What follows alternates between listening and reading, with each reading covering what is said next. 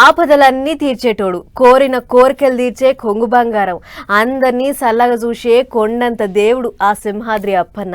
అందుకే ఏడాదికొక్కసారి స్వామి చందనోత్సవం నాడు నిజరూప దర్శనం చేసుకోనికే భక్తులు పోటెత్తుతారు. ఎప్పట్లెక్కనే ఈసారి కూడా అంగరంగ వైభవంగా ఏర్పాట్లు చేసారు. అప్పన్న దర్శనానికి గట్టినే వచ్చిర్రు భక్తులు. మనం కూడా అట్లా పోయి దర్శనం చేసుకొని వద్దాం.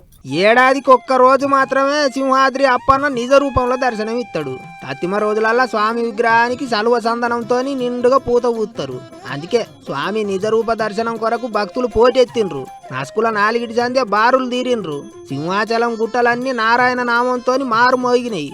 ఇక వెనకటి సందొత్తున్న ఆచారం ప్రకారం గుడి ధర్మకర్త గోవా గవర్నర్ అశోక్ గజపతి రాజ్ సారు స్వామికి చందనం సమర్పించి మొక్కులు మొక్కిండు. సర్కారోల తరపుకేంచి హోం మంత్రి అనితక్క పట్టుబట్టలు సమర్పించింది. ఇక అది అట్లుంటే పోయినసారి గోడ కూలిపడి అంత ఆగమాగమైంది కాబట్టి ఈసారి ఏర్పాట్లు మస్తు బందోబస్తుగా చేసిండ్రు. గంటకు 5,000 మంది దర్శనం చేసుకుండ్రు. ఎప్పటికీ సామాన్య భక్తుల కంటే ఎక్కువగా లీడర్లు ఎగబడిపోతుంటారు. కానీ ఈసారి మాత్రం వీఐపీలకు 2 గంటలే టైం ఇచ్చిండ్రు.